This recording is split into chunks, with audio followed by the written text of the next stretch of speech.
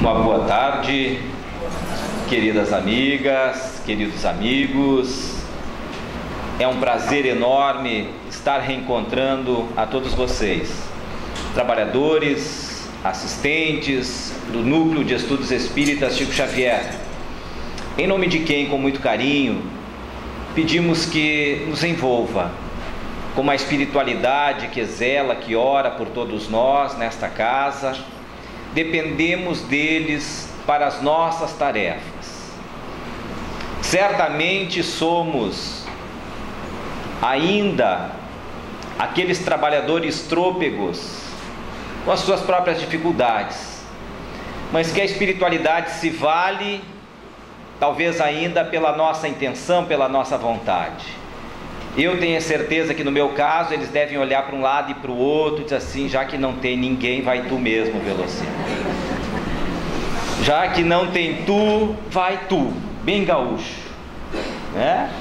Então me sinto assim, mas me sinto acolhido, envolvido pelo coração de vocês, que transmite tanto carinho, tanto amor, tanta alegria, desde a hora que chego, desde o primeiro dia que estive aqui com vocês, e que levo vocês em meu coração, de tal sorte que a ausência não é mais a falta, porque na realidade, mesmo na distância, tenho vocês em minha alma. Então quero agradecer o carinho, quero agradecer de coração a oportunidade que me dão de estar aqui, estudarmos a doutrina espírita, essa doutrina renovadora, essa doutrina que veio para fazer valer os ensinamentos do alto e estabelecer um nível de informação geral que prevalecerá no conhecimento de hoje para o amanhã.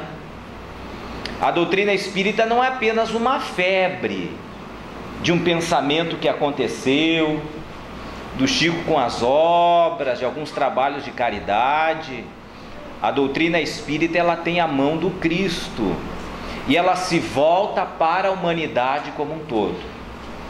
Ela veio e esses ensinamentos vão de ficar entre nós e produzir cada vez mais frutos para a madureza do espírito, para a nova fase em que nos encaminhamos.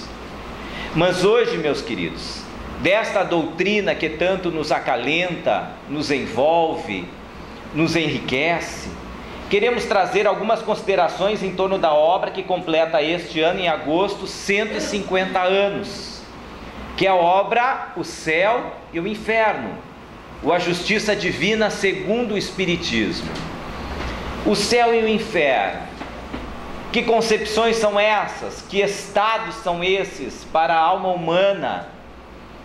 Nós vemos que a lei do progresso é uma lei inflexível. Nós podemos olhar à nossa volta e ter uma noção, principalmente no campo tecnológico, que aconteceu nos últimos 50, 60, 100 anos. É algo assustador. A gente olha para trás e, conversando com os nossos avós, a gente vai perceber o mundo em que eles viviam a sua época e o mundo em que nós vivemos hoje. Naquela época, a única maneira de comunicação segura que se tinha era através do rádio. As comunidades mais pequenas envolviam as pessoas através de notícias pelo rádio.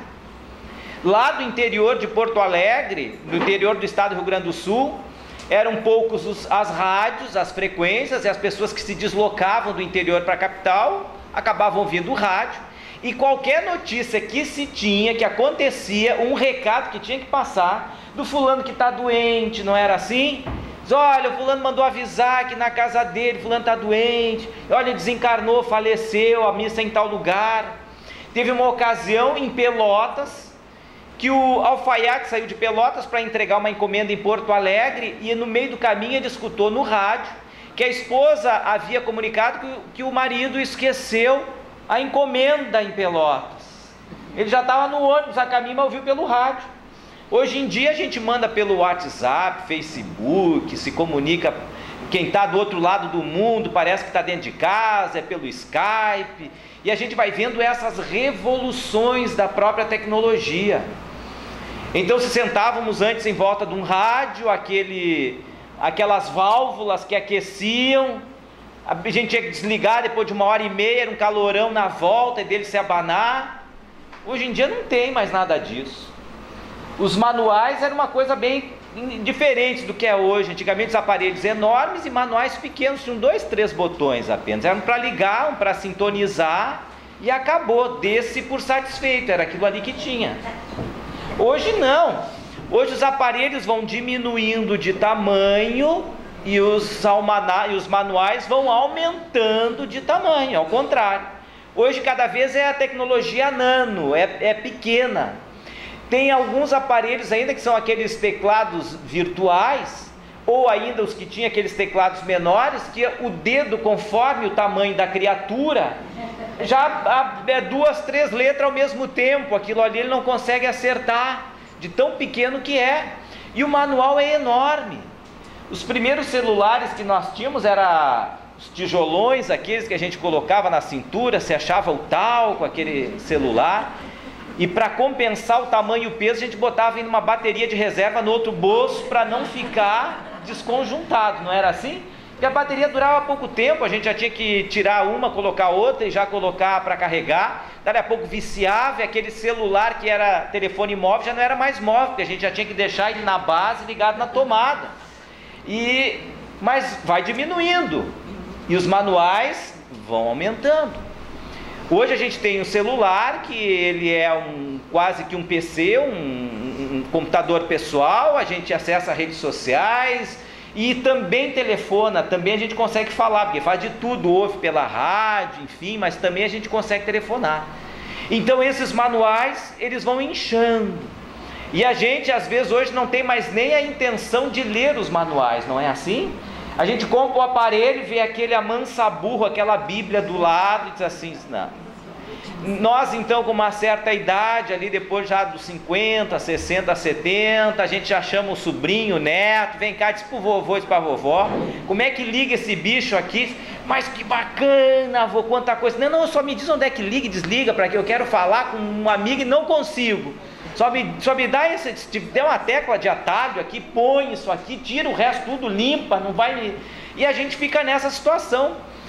E a gente não quer ler os manuais. E a gente não quer ler, e muitas vezes a gente pega esses aparelhos e vai apertando o botão, e diz, não, vamos enfrentar, vamos encarar isso aí. E dali a pouco ele, apaga por completo, a gente diz, meu Deus do céu, e agora o que eu fiz?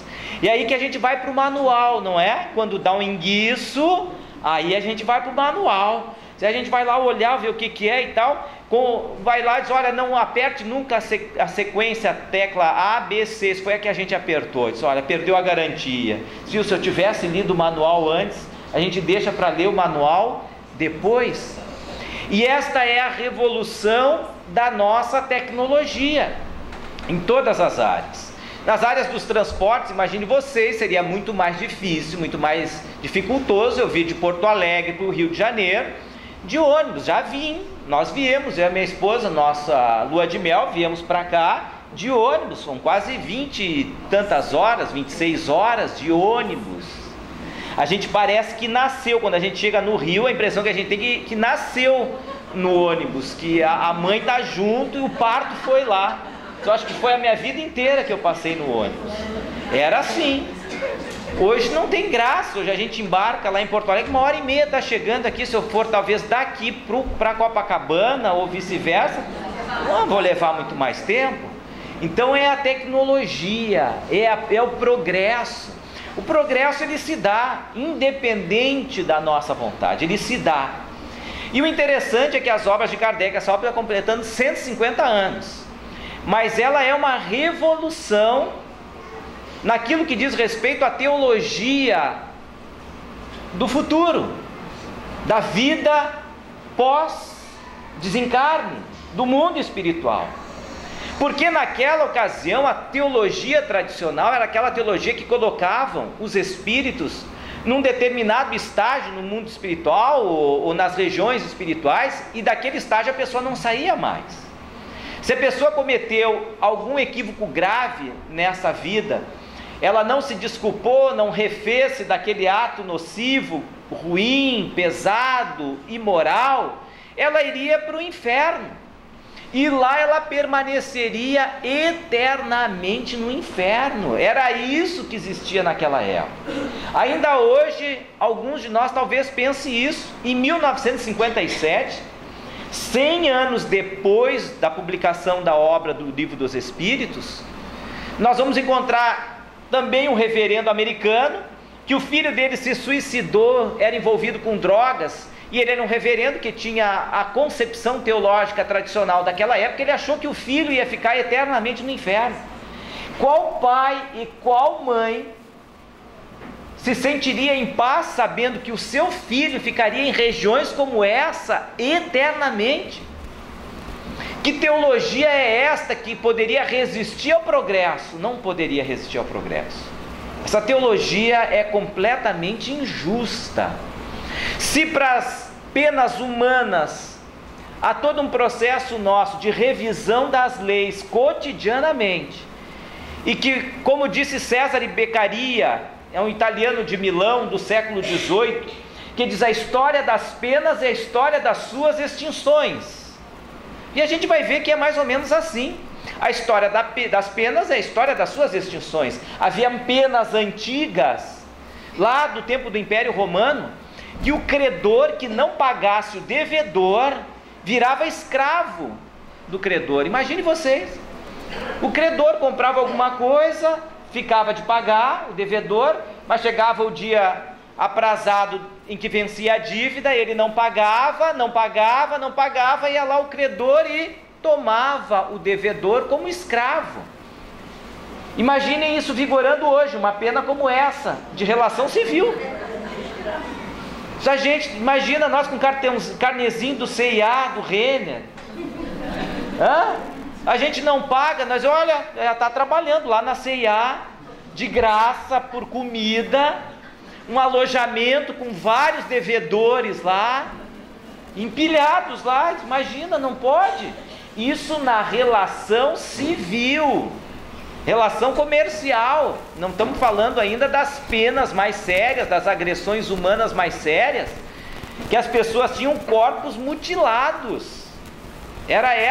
Eram penas eternas. Porque imagine vocês, alguém que fazia um pequeno furto, ia lá, tinha a mão decepada, diz: olha, esse com essa mão não furta mais. Ele pode furtar com a outra, mas se furtar com a outra vai perder a outra também, vai ficar com 2 tocos, para ele não furtar mais. E era uma pena eterna. Ele perdia aquela mão, não tinha mais como ter a possibilidade de reabilitação. Eram penas eternas. Pessoas, de acordo com determinados comportamentos sociais, levavam uma cunha no rosto, uma marca a ferro, para todo mundo olhar e ver aquela marca lá e vai dizer: olha, aquele lá é um indigno. Era uma marca eterna. Isto é a indignidade das penas. Aqui Cesare Beccaria, na obra dos Delitos e das Penas, no século XVIII, faz uma discussão sobre isso. Que a pena ela não podia ser, como tinha ainda naquela época, um caráter de vingança. Quanto mais inferiores nós somos, maior o nosso ímpeto de vingança. Então as sociedades refletiam ainda o estado, o ânimo do espírito daquela época. Então, porque tínhamos também uma teologia do inferno, que era um inferno eterno, era ainda esse ímpeto de vingança que a gente tinha. Se alguém cometeu um mal, ele vai padecer eternamente. Agora é interessante que quando essas penas se voltam para nós, ou para alguém próximo de nós, a gente já pensa diferente. Talvez quando é alguém que nos cause um mal, a gente queira nos vingar deste mal que nos é feito. Agora, quando alguém das nossas relações acaba cometendo um deslize, um ato como esse, a gente já começa a pensar diferente. Talvez o juiz que vai julgar um jovem assassino de trânsito, ele seja muito impiedoso na hora de lançar a sua sentença e a condenação. Mas talvez se o filho dele estiver na condução de um veículo e vier atropelar alguém no trânsito, talvez ele vai pedir clemência para o colega que vai assinar a sentença, porque é de alguém nós, próximos a nós. Então não poderia uma pena eterna como o inferno vigorar naquela época. E vem a doutrina espírita, que é a lei do progresso, trazendo esta noção de que o inferno não é um lugar circunscrito, muito menos algo que seja resultado de uma mente vingativa de um Criador, que disse para nós como é que nós deveríamos proceder, e por não agirmos desta forma, ele irado vai dizer: então para ti tu espera, vai vir coisa ruim. Não é? E aí a doutrina espírita começa a trabalhar essa ideia de inferno, essa noção de inferno. E nós vamos encontrar nessa obra, o Código Penal da Vida Futura, contida na obra O Céu e o Inferno, em que Kardec faz esse estudo. Diz: olha, o céu e o inferno depende da condição da alma. Seja o lugar onde estiver a alma, ela terá o seu inferno ou o seu céu. O inferno ainda é ligado às condições da imperfeição da alma, e o céu às condições plenas da maturidade do espírito. E isso independe de lugar, dizem os espíritos, independe de lugar. Há determinadas zonas do plano espiritual onde estas almas se ligam por afinidades. Esses são almas que ainda se comprazem nos erros, têm essas regiões de tormento, mas são regiões criadas pela nossa mente, por aquilo que nós vivemos, por aquilo que nós plantamos.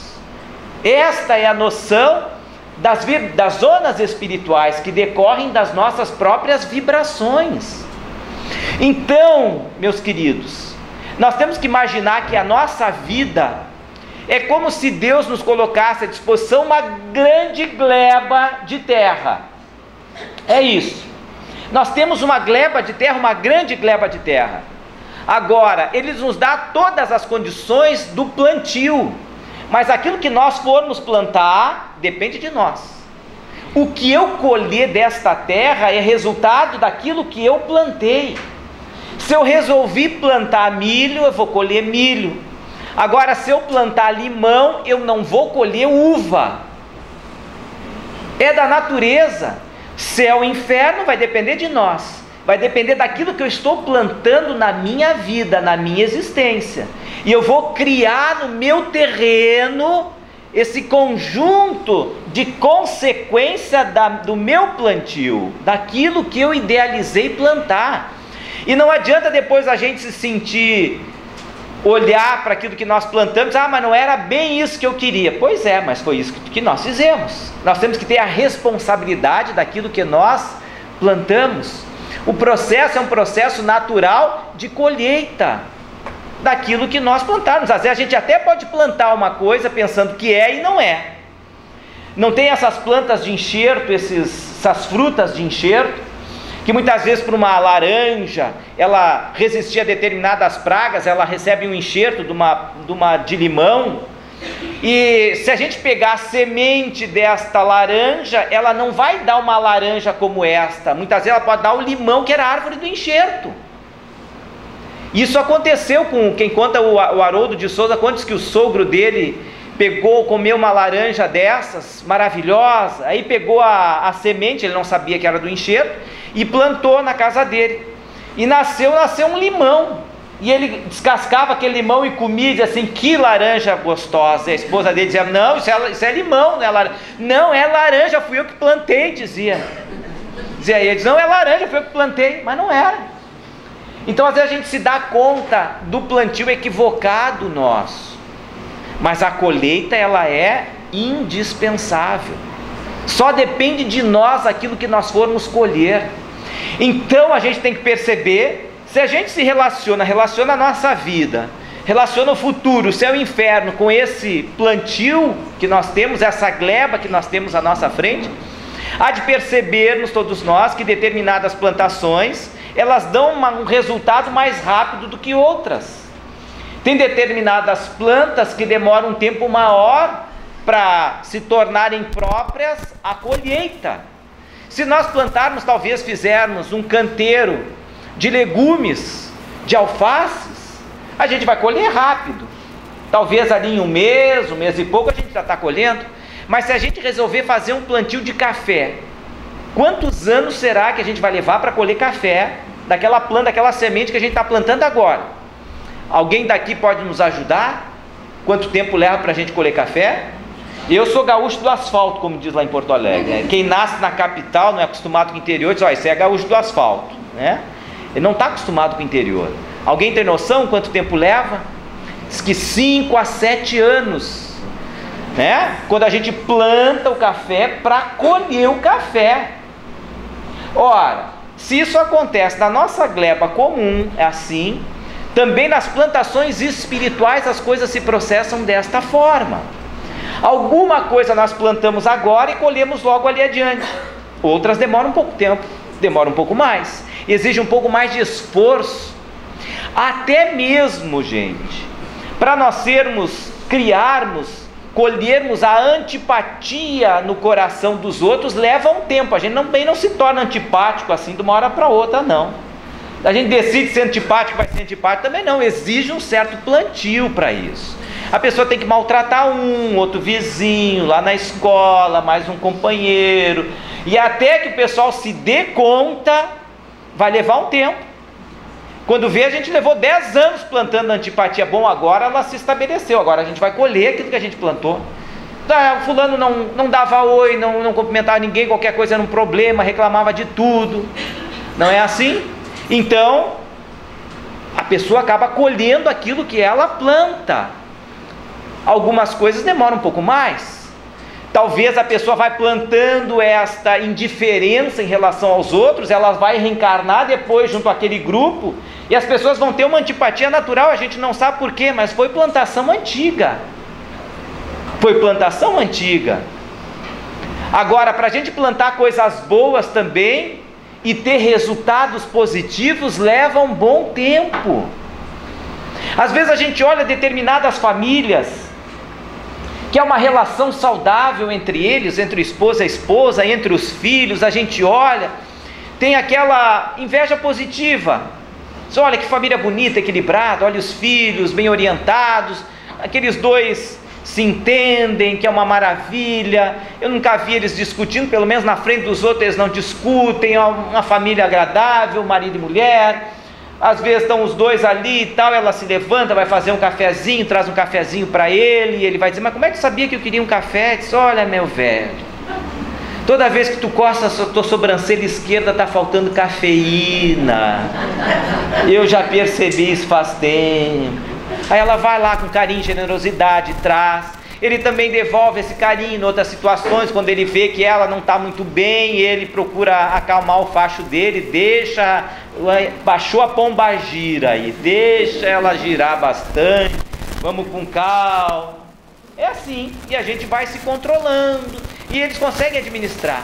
Mas a gente olha e diz assim, poxa, Deus foi gracioso, Deus foi benevolente com eles, fez com que essas duas almas se encontrassem, esses filhos, essa família se unissem.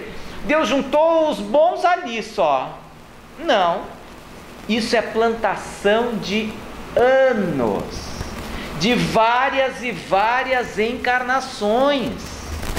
Se a gente quer uma família boa lá adiante, nós temos que começar a plantar agora. Porque a plantação é uma gleba que a gente tem à nossa disposição. Nós vamos colher aquilo que nós plantarmos. Então, se nós começarmos a plantar alegria, felicidade, otimismo, envolvimento, trabalho no bem, nós vamos colher isso com o tempo.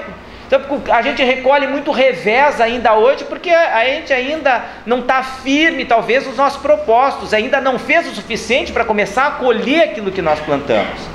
Então, para colher uma família dessa, equilibrada, a gente talvez precise 6, 7 encarnações para isso. A gente vai ter que começar em um determinado momento. Eu tenho que começar agora. Aí dizem alguns que para ter então uma sogra boa, harmoniosa, pacífica, amiga, 1000 anos, investindo ali diariamente, sendo persistente, e vai reencarnar de novo, se não me dá ela de novo, é com essa que eu quero vir. E a gente vai, investe 1000 anos, dali para frente, pronto, a gente cultivou, são os anos. E às vezes a gente acha que essas regiões espirituais, está no inferno, A gente assim diz, naquele lugar tem espíritos endurecidos, eles estão afastados da luz, estão isolados do atendimento divino, do atendimento das forças superiores. Nada disso. Nada disso. O universo é feito de amor. Deus é amor. Há muito amor naquilo que a gente chama de inferno. Muito amor.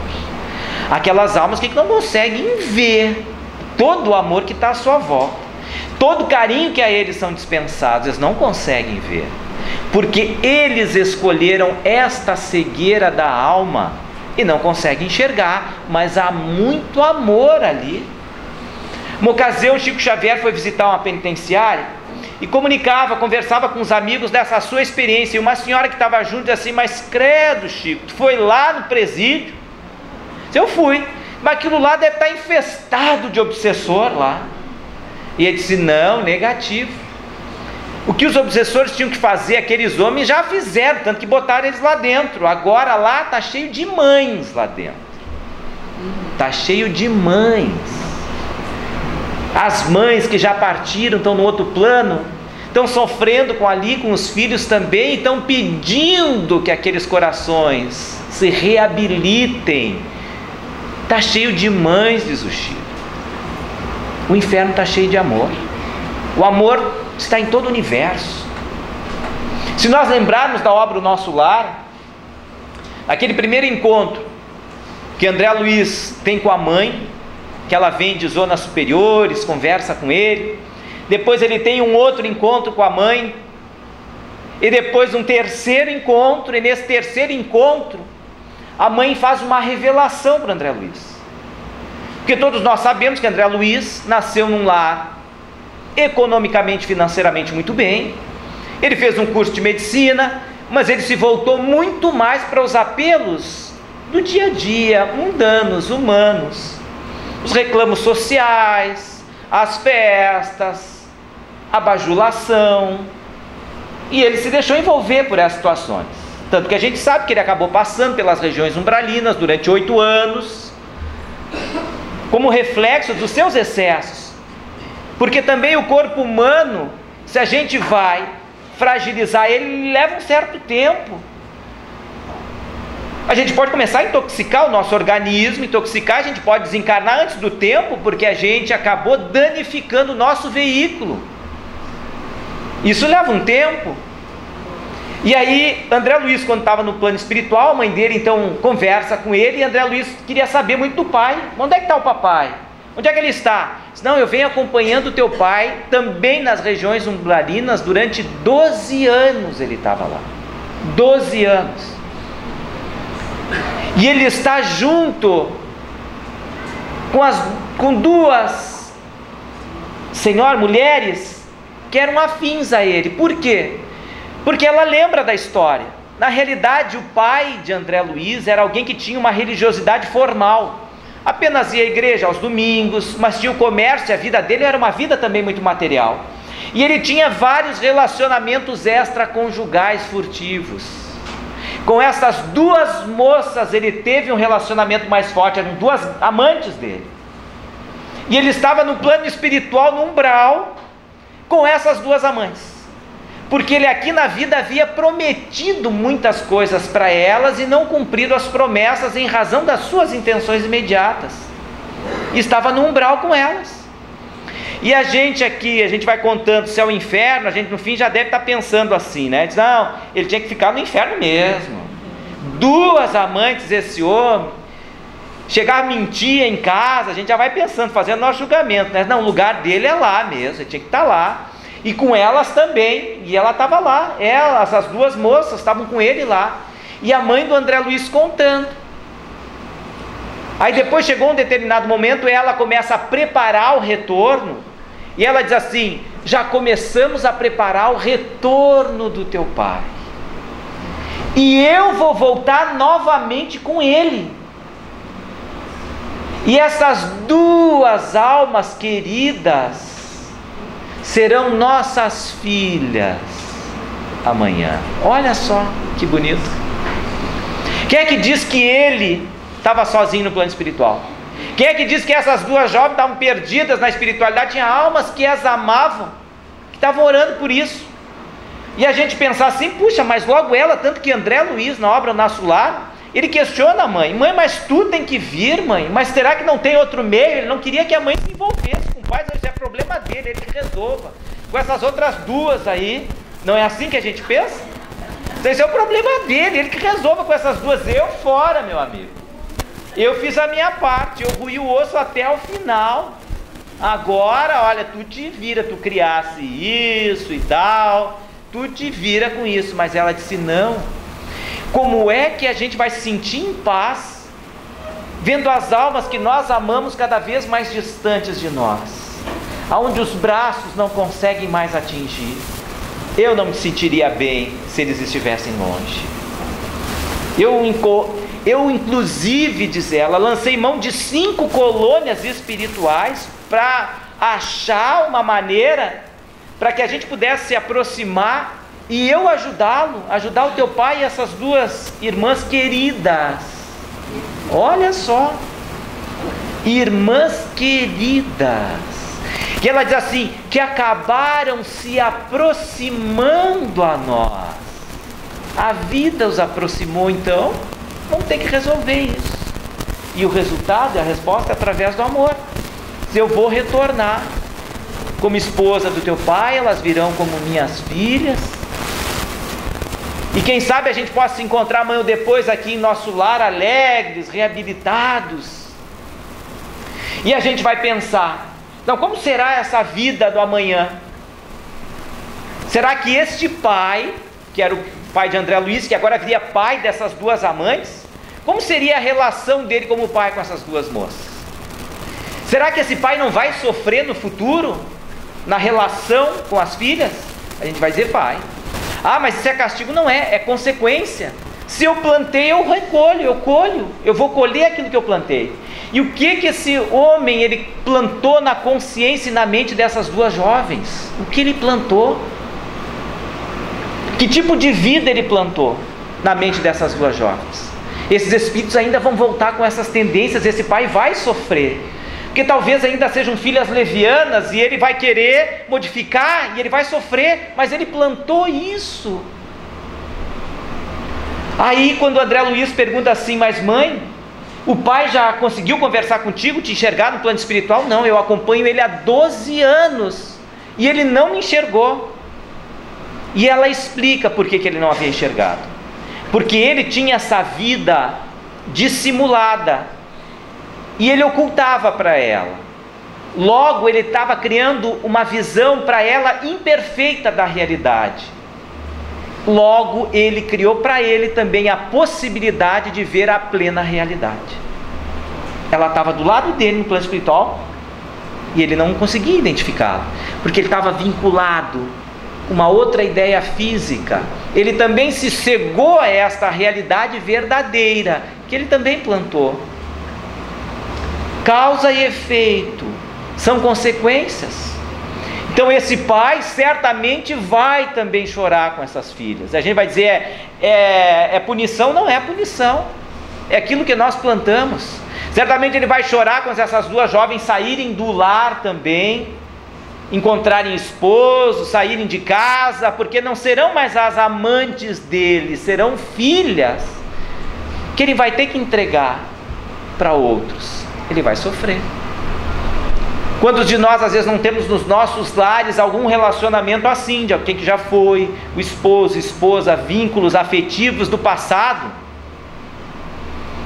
Esse tempo eu ouvi até alguma das palestras do Raul Teixeira, ele brincava assim: às vezes a gente acha que até na obra O Céu e o Inferno tem uma passagem que é de uma senhora que desde os 5 meses de idade sofria muito com doenças, e numa das vidas anteriores ela tinha sido um médico, um homem. Então a gente pode migrar de uma polaridade para outra, de uma experiência masculina, uma experiência feminina. A gente pode fazer essas migrações. E aí o Raul Teixeira diz: olha, às vezes a gente diz assim: não, eu sou muito machão, diz: não, mas tu já pode perceber que tu pode ter sido uma mulher numa outra vida. e ter vindo casado com, enfim, com homens. Aí tu vai desencarnar, vai estar os teus ex-maridos lá em cima te esperando lá. Imagina que engraçado isso. Esse machão todo. Aí chega lá em cima, tá os teus ex-maridos te esperando. Sim, foi de mulher, uma outra vida. Porque a gente vai aprendendo a linguagem do amor. A linguagem do amor. Tem uma outra passagem numa das aulas de André Luiz que mostra um espírito que trabalhava 20 anos na espiritualidade, ajudando outros, dando incentivo, amor para o processo reencarnatório e tal, e ele descobre que a filha dele estava passando por um processo de casamento muito difícil, ela estava enferma, e ele teve autorização para voltar e ver a filha. O que ele percebeu? Ele percebeu que a filha estava enferma, acamada, e o genro dele estava com uma amante, não ficava cuidando dela, e começou a ficar revoltado com aquilo. E aí ele encontrou uma certa noite o rapaz, o genro, com a amante numa boate, e ele se enfureceu. Olha, alguém que estava no plano espiritual há um bom tempo. É porque a gente tem as nossas emoções, a gente trabalha isso com o tempo. E ele se enfureceu, foi na frente desse genro e começava a esbofetear ele, mas não conseguia. Mas era o ímpeto dele. Nisso aparece um espírito de uma senhora que vai até ele, envolve eles assim: meu querido, não faça assim. Não é dessa forma que tu vai resolver essa pendência. Acalma-te.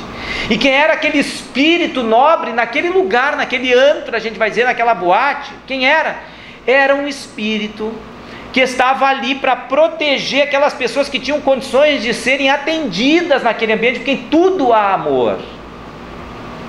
Em tudo há amor. É como se nós agora fizéssemos aqui uma escala. Olha, tem uma boate aqui perto, daqueles que desencarnarem aqui, que tem uma larga folha de serviço prestado à doutrina espírita, deixem um nomezinho depois que vão ser escalados para trabalhar no mundo espiritual numa boate dessas. Olha, mas é barbada, é moleza. São só 3 plantõezinhos de sexta, sábado e domingo, das 7 da noite às 7 da manhã, onde dá mais movimento, só isso. Depois tu tem o resto da semana livre, mas é para ficar nessas 36 horas lá nessa boate, não arredar a pé. E a gente vai dizer: Deus do céu, eu não quero isso. É ou não é? Se eu vou ter que trabalhar lá numa boate, naquele ambiente lá, não, isso não é para mim. Mas aí esse trabalho só pode ser dado para alguém que tenha muito amor para dar. Muito amor para dar. Não lembro o caso de Silas na mansão Paz? Não lembram? A lei de causa e efeito, no livro Ação e Reação de André Luiz, era uma mansão Paz que ficava dentro do umbral. E eles estavam morando lá há mais de 20 anos, porque para ajudar os espíritos que estão lá, e tem que ter um núcleo avançado de atendimentos, tem que ser lá. Então Druso, Silas moravam lá no umbral, nesta casa lá. Então parece que o Gilberto Bordal também vai fazer isso aqui. Lá no Eurípides amanhã, que em homenagem aos 50 anos, vai ter uma lista para quem quiser se candidatar, porque Druso vai ter que sair de lá, o Silas também, então precisando de gente para o lugar, para morar no umbral lá. Será que alguém de nós vai se candidatar? Eu, cruz, credo, eu não. Isso é para espírito devedor, né? Mas eles estão lá amando. O amor está em todos esses lugares. O amor está em todos os lugares. Então a gente vai percebendo que o amor, que céu, inferno, está na nossa mente. E aquilo que nós fazemos, aquilo que nós preparamos, com aquilo que nós nos envolvemos, nós estamos colhendo hoje, meus queridos, os frutos daquilo que nós plantamos no passado. Ainda são frutos amargos, sabemos nós, todos nós. Ninguém pode chegar e dizer assim: não, eu não tenho nada do que me reclamar. Não, tem sim. Como a gente estava conversando essa semana com o Gilberto dizia: olha, eu tenho 3 dores, se ele me permite, eu tenho 3 dores, dizia ele, sempre me acompanham, 3 dores. O bom é que eu estou trabalhando no bem, elas nunca acontecem juntas, então ou é uma, ou é outra, ou é outra, as 3 juntas nunca vêm. E ele disse, teve uma manhã dessa que eu me acordei sem nenhuma dor. Ele disse, eu desencarnei, pronto. É ou não é?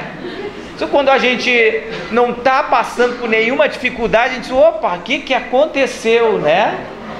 É por isso, porque quem de nós não passa por momentos de dificuldade, de sofrimento? Todos nós, meus queridos, todos nós. Ainda nós estamos nesse processo de colheita daquilo que nós plantamos no passado, mas Deus é muito misericordioso, porque a gente colhe, mas Ele está esperando um primeiro sinal de progresso nosso para nos ajudar. Um primeiro sinal de progresso nosso para nos ajudar. Quantos de nós talvez não viria hoje à tarde aqui? Eu não vou lá no Chico Xavier, no núcleo Chico Xavier, eu não vou, fica naquela dúvida, vou, não vou, e os espíritos ali na volta querendo nos ajudar. Vai que tem gente querendo te ajudar lá para te mostrar um outro panorama, uma outra vida, uma outra maneira de ver. Vai. Vem um gaúcho doido lá, que fala pelos cotovelos, vai ouvir essa criatura, por caridade vai ouvir. Faça alguma coisa pelo outro, por caridade vai ouvir. E a pessoa fica naquela dúvida, de repente vai, os espíritos só estão precisando disso. Aqueles que nos amam só precisam disso, de um pequeno sinal nosso para nos ajudar. É como se eles estivessem na nossa gleba, a gente já plantou urtiga, plantou coisa ruim, está lá se esfolando, mas as máquinas estão na porta, tem engenheiro agrônomo para mudar, para chegar e limpar tudo, mas a gente tem que abrir a porteira, eles estão ali batendo, louco para nos ajudar. Só depende de nós, de abrir a porta para esse amor nos arrebatar, nos envolver, fazermos um futuro diferente, uma plantação diferente, com mais amor, com mais otimismo, sem reclamar. Porque a gente tem que começar com as pequeninas coisas na vida. Não dá para a gente imaginar lá adiante. Isso é o nosso orgulho dizendo. Não, tu tem que estar lá adiante. Não, isso é orgulho. Vamos começar com as pequeninas coisas. Se a gente vem para o púlpito achando que não, eu vou lá para agradar, a gente se dá mal. Eu tenho que ir lá para falar com o coração. As pessoas sabem quem eu sou. Eu não posso esconder o que eu sou. As minhas limitações são minhas. Não posso esconder. Mas vai com boa vontade. Dá aquilo que tu tens. O que eu tenho é pouco, mas é tudo que eu tenho. E oferece. Quantos estão esperando este momento, este instante para todos nós? Para a gente renovar as nossas almas, fazermos pelas coisas mais pequenas que a gente possa imaginar. Talvez a gente comece hoje, saia daqui com um propósito. Só olha, eu daqui para frente eu vou reclamar menos. Vamos só, se a gente se colocar só isso, eu vou reclamar menos. A gente vai ver o como é difícil. Porque também a gente vai, os anos vão passando, e aí o Gilberto dizia também essa semana, 3 coisas quando a gente fica com uma certa idade é contar a história, lembrar do passado e reclamar. Não é? A gente vai reclamando, é isso, rezar, isso, contar a história, rezar e reclamar, não é? Então, se a gente se envolver, se ocupar, eu vou reclamar menos para ter uma plantação melhor. Se a gente só ficar reclamando, a gente vai criando um inferno à nossa volta. Nada tá bom. A gente vai reclamando, tudo tá ruim, a vizinha é ruim, o lugar que eu vou é ruim. Não tinha aquele lá no interior, diz que um rapaz foi com a família, foi transferido de localidade, ele entrou na cidade, viu um cidadão que morava ali há muito tempo, entrou e disse assim, vem cá, essa cidade é boa ou é ruim? O que morador dali chegou e disse assim, mas de onde o senhor vem? É bom ou é ruim de lá? Diz, olha, lá é uma porcaria. É mesmo, as pessoas são fofoqueiras, um fala da vida do outro, o prefeito não dá bola para ninguém, embolsa dinheiro, aquilo lá é um caos. E aqui como é que é? Diz, olha, é igual da onde o senhor está vindo. Ele se apavorou, não foi para aquela cidade, foi procurar uma outra. Tempos depois passou um outro casal por aquela mesma cidade, e nisso tinha uma menina que ouviu a primeira conversa, estava junto de novo, passou esse segundo casal e perguntou, vem cá, essa cidade é boa ou ruim? Senhora, da onde o senhor vem é bom ou ruim? Da onde eu venho é muito bom. As pessoas são amigas, fraternas, a gente toma chimarrão uma na casa da outra. Vocês não sabem o que é isso, né? A nossa bebida do gaúcho lá, amarga, né? Para não ser tanta coisa doce na vida, a gente se acostumar. Então diz, olha, mas de onde eu venho o lugar é muito bom. As pessoas são boas, fraternas, amigas e tal, aquela coisa toda. E aqui como é que é? Diz, meu amigo, aqui é assim também, pode, tu vai ser bem recebido. E a menina estava ali, mas não foi a mesma coisa que tu disse para o outro. Sim, mas cada um carrega no seu corpo, na sua alma, o inferno ou o céu. Aquele que já chegou reclamando de todo mundo lá, que ninguém prestava lá, ninguém ia prestar aqui. É ou não é? A gente acaba criando esta visão. Não tem pessoas que a gente olha assim, vai sentar e diz, hoje lá vem ele com o rosário de novo, a gente não quer mais nem se aproximar, a pessoa vai reclamar de tudo. Ela começa lá da Dilma, lá de cima e vem. Mas se também tivesse ganhado o Aécio Neves, também ia começar com o Aécio. Não adianta. Não dá para ser assim. A gente tem que criar o nosso mundo diferente, uma outra aura, uma outra energia. E aí a gente tem que começar, se a gente começar agora, assim, olha, eu não vou mais reclamar. Eu não vou mais reclamar. Peguem uma caderneta de você para vocês anotarem, quando vocês se pegarem reclamando de alguma coisa, opa, vai lá, diz, agora reclamei hoje de tal coisa, assim, que não arrumaram a rua, que está muito engarrafado, e a gente, não, põe lá, não, calma, eu estou aqui, eu plantei, por algum motivo eu estou aqui, Deus quer assim, que bom que eu estou plantando, diz, olha, eu estou melhorando, manda entrar gente boa, né? Mas enfim, a gente tem que reclamar menos, talvez começar por aí. Talvez uma cadernetinha vai ser pouco, um tempo a gente vai para um livro de 250 páginas, daqueles universitários, 10 matérias. Mas enfim, a gente vai ter que começar a botar no papel e se dar conta que a gente tem como fazer um futuro diferente. Céu e inferno só depende de nós. Esta obra renovadora de Kardec está nos ajudando hoje, com esse movimento do progresso, da teologia, a ver esta natureza. Tudo é amor. Não esmoreçamos diante das dificuldades. Serão muitas. Não esmoreçamos. Porque as maiores dificuldades no primeiro momento parece que estão fora de nós, mas não é, é dentro de nós. São as nossas imperfeições que impedem de nos caminhar. E aí a gente acaba ficando na mesma. É aquilo que alguns espíritos chamam de amornamento. Amornamento. A gente vê, às vezes chega um trabalhador na casa espírita, fica um certo tempo, estuda e tal, diz, olha, agora vem um trabalhador de mão cheia, quando vê, desaparece. O que houve? Não, fulano foi atender mais o trabalho, teve que viajar e não sei o que, desapareceu. O que aconteceu? Amornamento. Ele acomodou nele as suas dificuldades, umas coisas ainda positivas que ele tinha, mas ele acomodou. Porque na atividade evangélica, cristã, de estudo, a gente vai encarando as nossas dificuldades, a gente tem que se superar. Agora, quando a gente cai num equilíbrio, há um amornamento e a gente se afasta. Então nós temos que investir na nossa melhora, nas pequeníssimas, nas pequeninas coisas. Teve um rapaz, um gerente de um frigorífico grande, ele sempre fazia uma final de tarde, ele examinava vários setores e num determinado dia ele resolveu ir onde eram as câmeras frigoríficas e entrou, já era bem final de tarde, ele acabou entrando lá dentro, foi até lá ao fundo, e aí o homem que era responsável pelo setor deu o sinal 6 horas, ele fechou, não sabia que o gerente estava lá dentro. E esse homem, quando estava saindo de lá, viu a porta trancada, sem celular, nada, tinha deixado no escritório dele. Ele disse, não, vou morrer, não vou suportar todo esse tempo, até amanhã de manhã, 7 horas da manhã, viu um outro funcionário e abriu, eu vou morrer. E ele ficou preocupado. De repente passou-se 30 minutos, veio o vigilante, o vigia da noite, foi lá e abriu a porta. Gritou, chamou por ele, foi lá, tirou ele lá de dentro.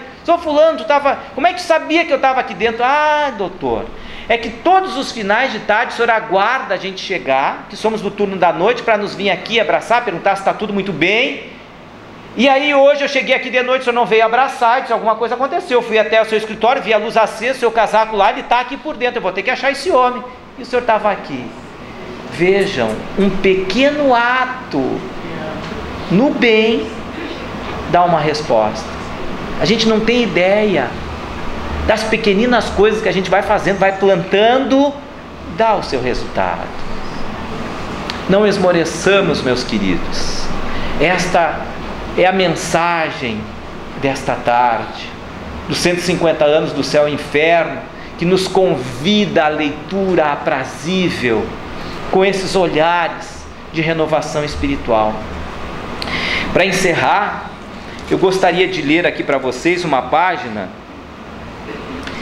é escrita por um trabalhador americano, que depois foi usada numa das unidades da Madre Teresa de Calcutá. Tamanha beleza desse texto dele com relação aos esforços que nós devemos fazer, não obstante as dificuldades que a gente encontra pelo caminho. O título é Mesmo Assim. Muitas vezes as pessoas são egocêntricas, ilógicas e insensatas. Perdoe-as mesmo assim. Se você é gentil, as pessoas podem acusá-lo de interesseiro. Seja gentil mesmo assim.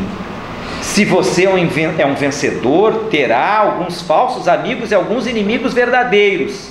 Vença mesmo assim. Se você é honesto e franco, as pessoas podem enganá-lo, mas seja honesto e franco mesmo assim. O que levou anos para você construir, alguém pode destruir de uma hora para outra, mas construa mesmo assim. Se você tem paz e é feliz, as pessoas podem sentir inveja, mas seja feliz mesmo assim.